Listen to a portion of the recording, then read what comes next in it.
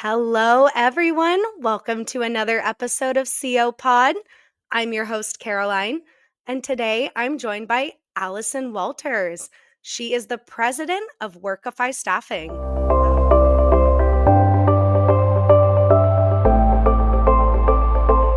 Allison, how are you doing?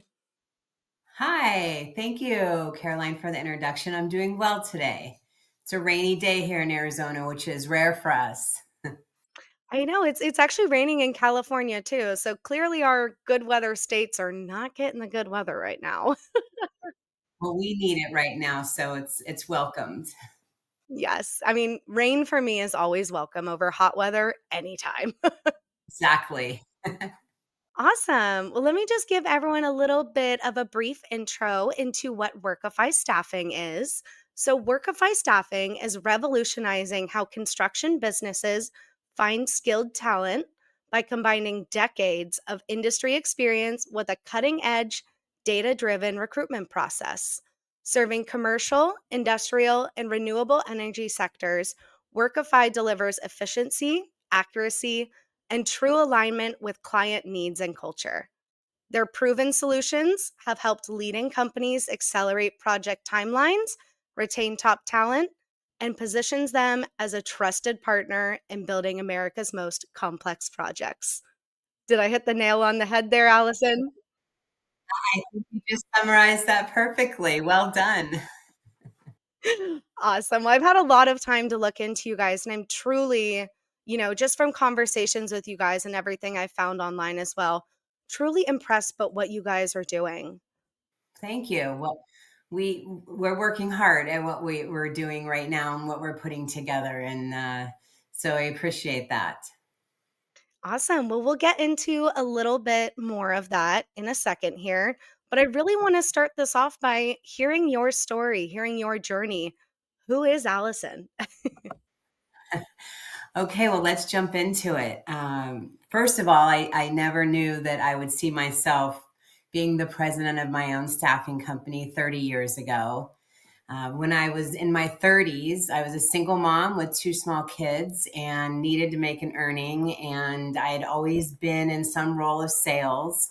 And I had a good friend that was in the staffing industry, and he encouraged me to get into the skilled trade staffing industry. And so I joined years ago in my 30s and started out as a sales rep for one of the largest staffing companies, one of the top three largest staffing companies. And it was tough. I was a female in a male driven industry. And my job was to hit as many job sites as I could in a week. As a matter of fact, back in the day, we had to write down all our job sites that we went to and who we spoke to, and actually fax them over to our leadership so we could prove that we were hitting job sites. So back in those days, I was hitting about 60 job sites a week.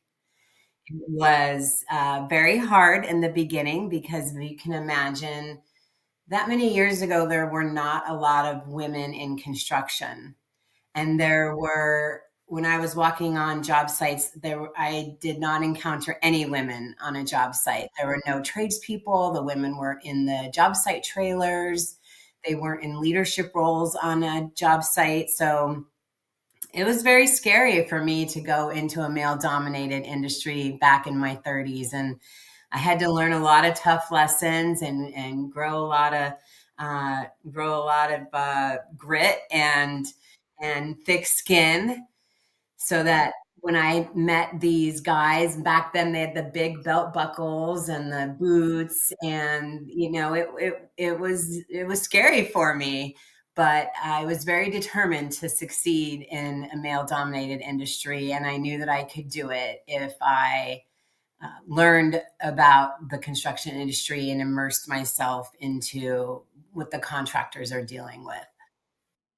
Yeah, and it's definitely a little intimidating, especially, thinking back then, especially walking onto a job site as probably the only woman there. It's intimidating as heck.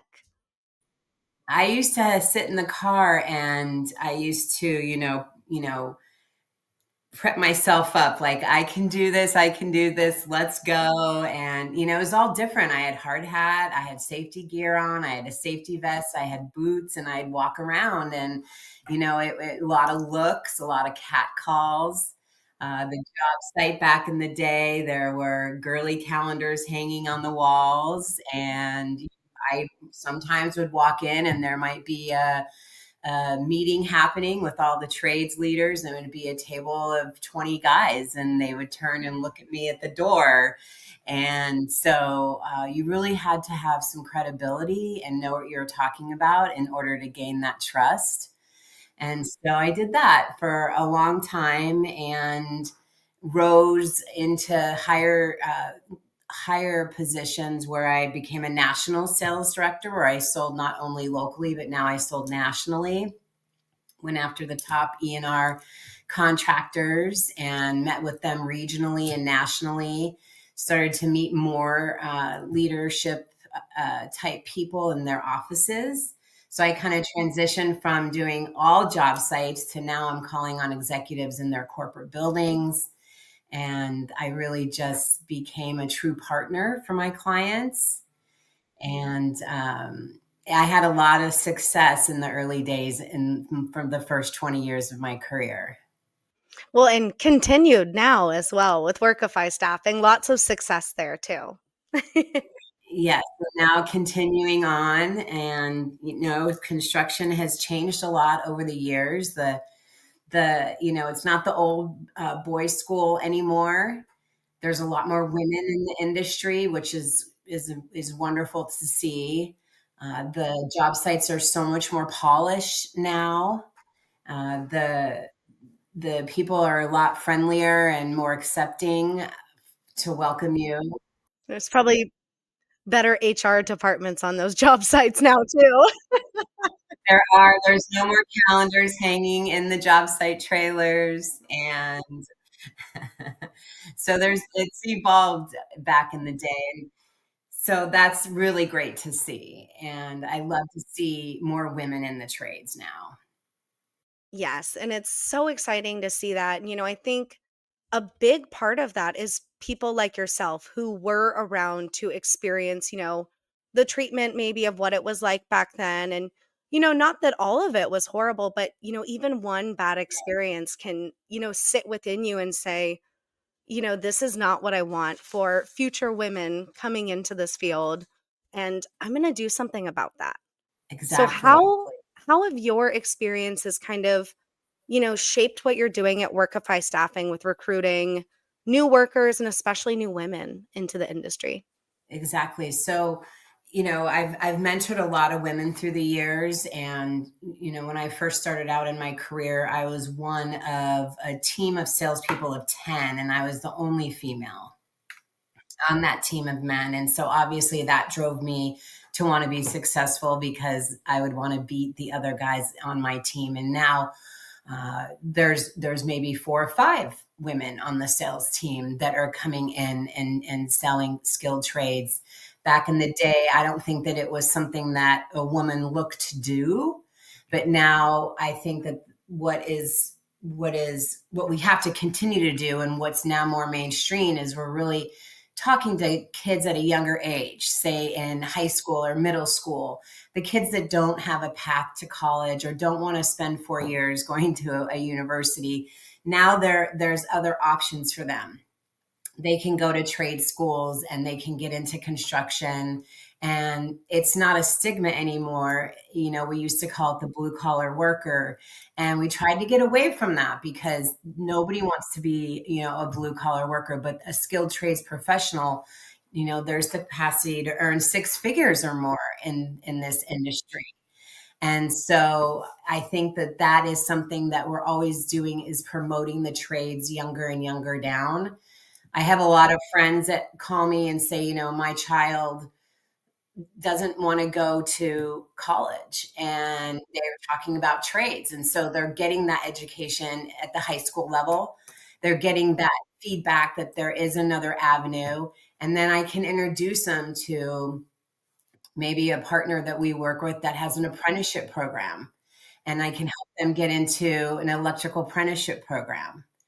And so I'm starting to see that a lot more, which is so wonderful. I remember back in the day when I belonged to the ABC and was on a national committee, we really promoted at the lower level of the high schools just for that adoption that there is something else than college. And now that seems to be more mainstream. It seems to be like that's evolving now because we do need more tradespeople.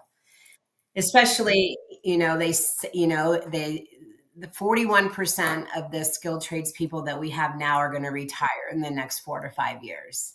That's a huge, aging population in the skilled trades. And the labor shortage is real. It's not something that is a base. It's not something that it's a baseline now. And so we have to know that we need to get ahead of the curve.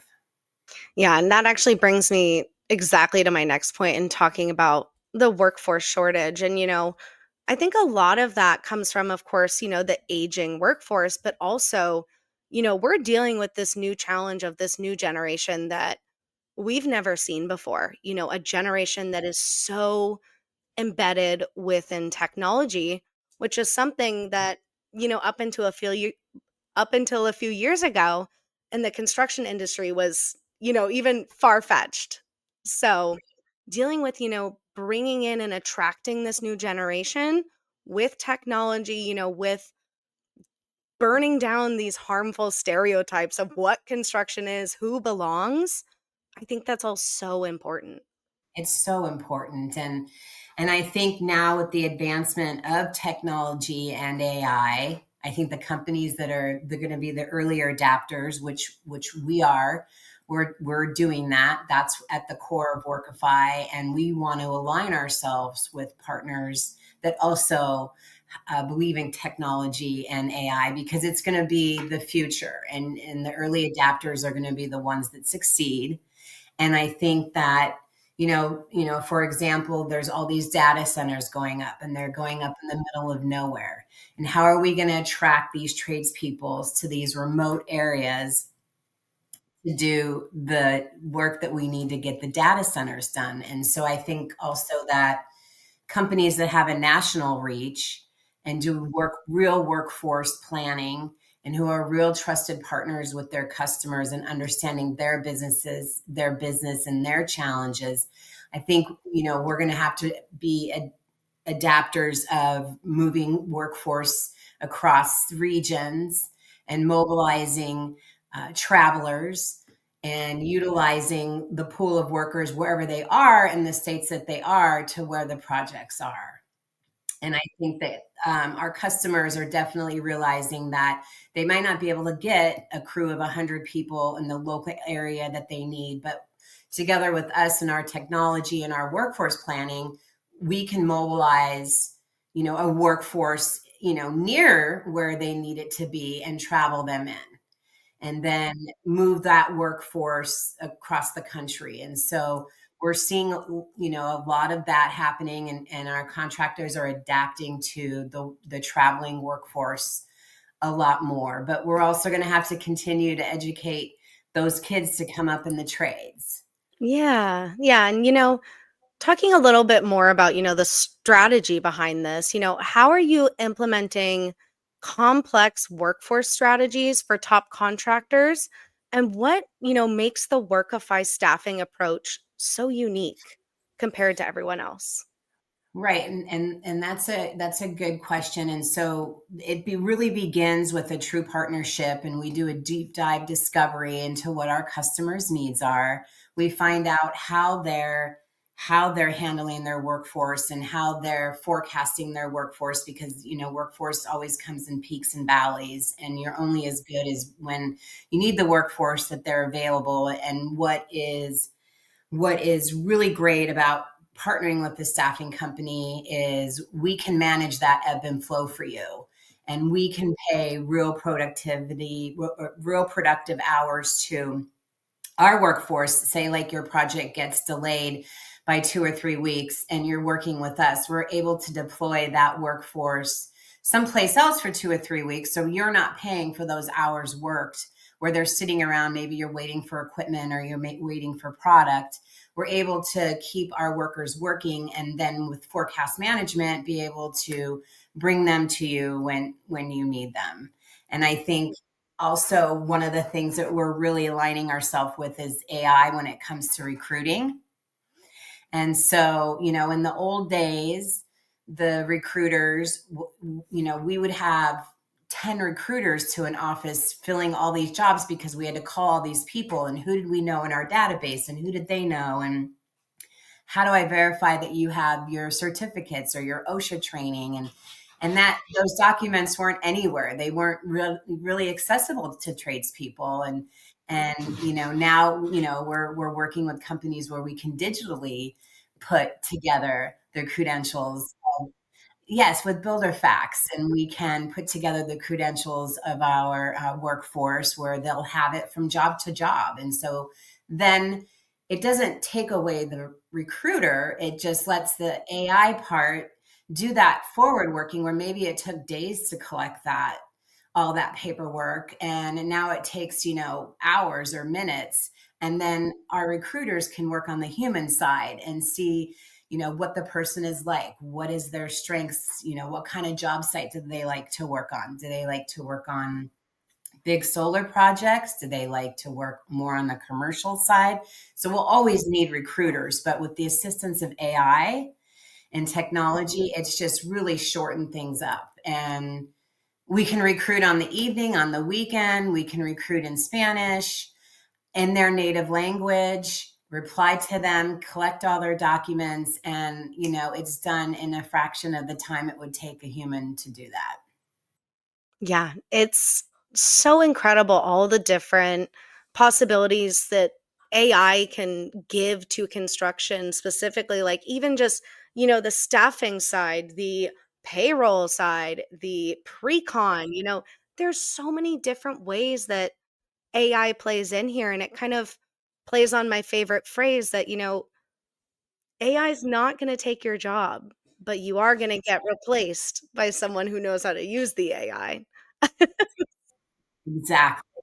Exactly. And so early adapters are going to be the ones that are the most successful. And so that's really at the crux of why I wanted to start Workify. Was I just saw the industry changing, and the big five staffing companies are amazing and they have a lot of tools and resources, but they don't pivot quickly.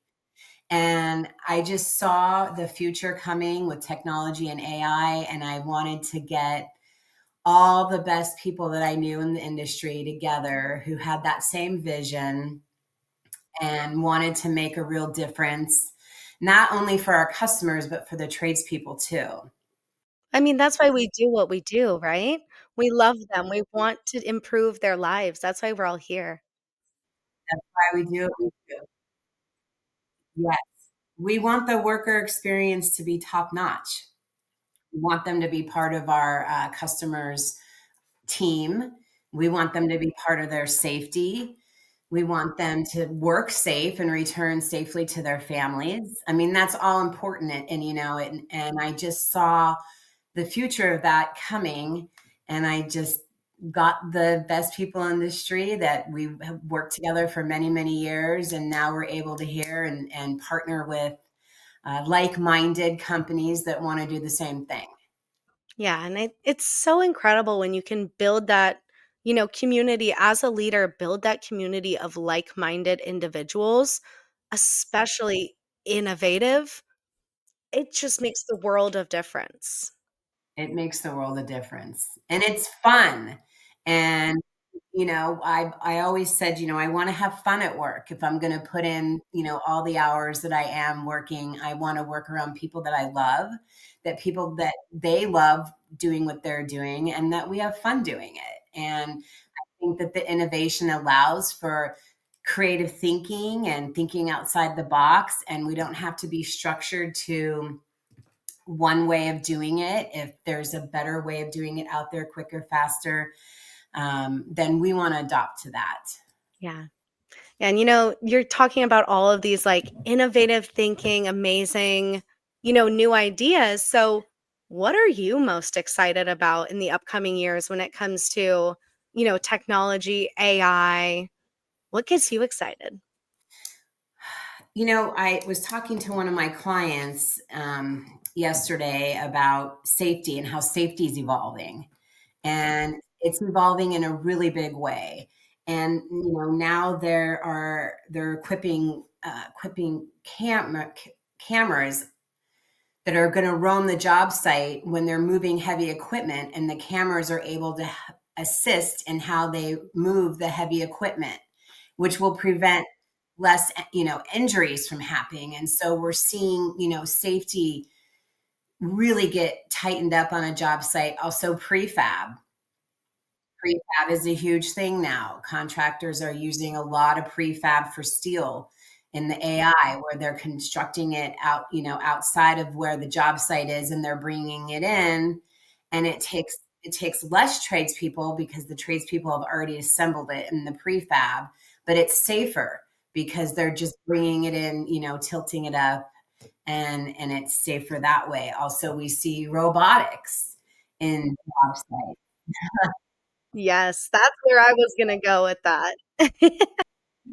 So now we're seeing, I have a customer that's an early adapter of, robotics. And so they're doing, different things where it, might be more dangerous for a tradesperson to do it.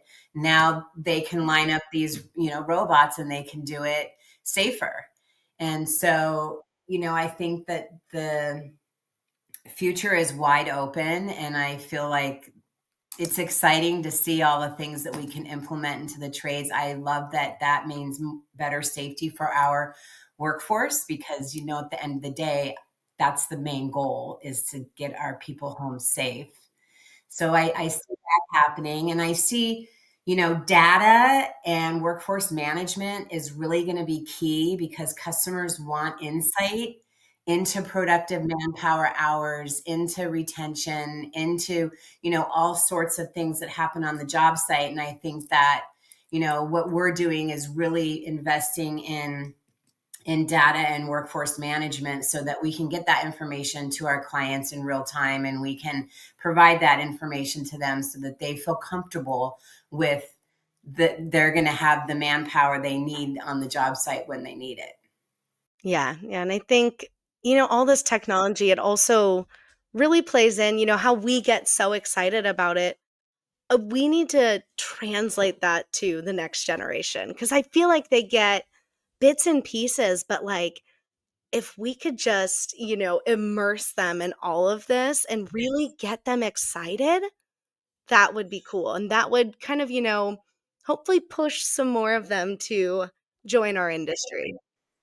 I think so, because I think the next generation is, really into AI, really into computers, does things faster than we did years ago. I know my kids can get on an Excel spreadsheet and do one thing, and it would take me 10 minutes. And so I think that that future with the robotics, and with, prefab and precon, and how you're talking to architects earlier on in the design of a project, I think that that is more exciting than just the old, school way of how construction used to be. Now it's much more, evolving into the future. And I am hoping that that attracts more kids to come into the tradespeople, because really we're creating the next generation of skilled trades. We are.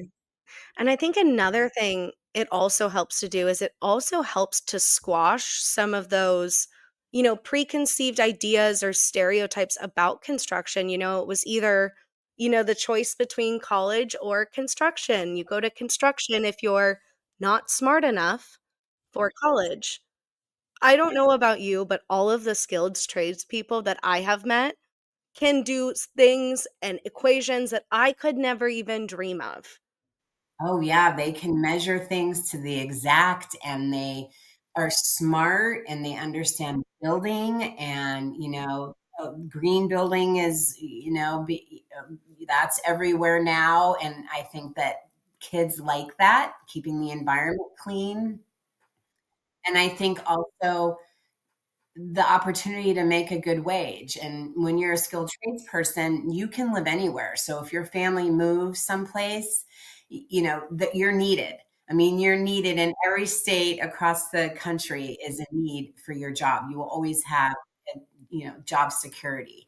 And so, you know, I visited the ASU School of Construction and it's amazing. I mean, if I didn't have that when I went to ASU. They didn't have that school of construction, and now I see all these kids walking around, you know, learning about different aspects of construction, whether it be in the trades or in leadership. And I think it's wonderful that we've come that far. Yeah, and their building in their department, I think, is bigger than my building in my department was at my college way back when. And seeing that grow, and it's a gorgeous building, the Del E. Webb School of Construction. Gorgeous. I had the pleasure of going there back in September. So cool, and the amount of opportunities that are out there for these students, for these young kids to learn about construction, to get their, get their feet wet and just learning about it. So much more than, yeah, even when I was back in high school and all of that stuff. I'm not gonna date myself and say how long, but even back then, we didn't have any of that. None of No, we didn't have any of that. And, you know, I remember, you know, in the 30s, if I was out someplace and someone would say, "What do you do?" And I would say, you know, "I'm in the skilled trades industry." You know, it's just kind of like a blank stare. And, you know, it wasn't really a, a conversation starter. I kind of just like, "Oh, okay, next." Now, now construction is everywhere and people are talking about it, you know, all the time. And it's so much more adopted now. And another thing that I do, my personal time, is I belong to an organization called East Valley Women's League. And one of the things that we do is we give out scholarships to women. And not only do we give out scholarships to a 4-year school, but we give out scholarships to a trade school. We give out to a community college where somebody can go to a trade school. And so I think it's really important that we see both ends of it. And I like that we do that and that we are not only want to reward somebody for going to college, but we want to reward that other person that wants to go into a skilled trade. Yeah, and I think, especially for the kids, I think one of the things top of mind is job security. And I think that's another thing with construction, just adding even more layers on top of here of why this is attractive. Job security is so important to them, and that's really top of mind. And I think you have that when you go into skilled trades. Might not be at the same job site every time, but there is always work for you. That's right. You might have to be willing to move around, but the ones that move around sure do make a lot of money. Mhm. Awesome. Well, we're getting kind of to the end here, and we've kind of gone through all of my little questions that I have. But Allison, is there anything else that you want to maybe shed some light on, spend some time chatting about here? I think we touched on a lot of stuff. I think that, you know, I just want to say that, you know, I really believe that the next generation of staffing will be defined by firms that can continue like authentic relationships and proven strategies and experience with cutting edge technology. And so that's what really excites me and keeps me energized for the next 20 years to come and to continue our path at Workify. And in my opinion, Workify has all of those qualities and all of those elements. And if you guys are interested in learning more about Workify, learning more about Allison, I will put all of the links down here in the description so you can check out more. And if you're also on the hunt for any skilled trades work, you know where to go. Thank you, Caroline. Of course. Well, Allison, thank you so much for being here with us today. You're welcome. It was a pleasure. Awesome. And we will see all of you guys next time on the next episode of CO Pod. Thank you.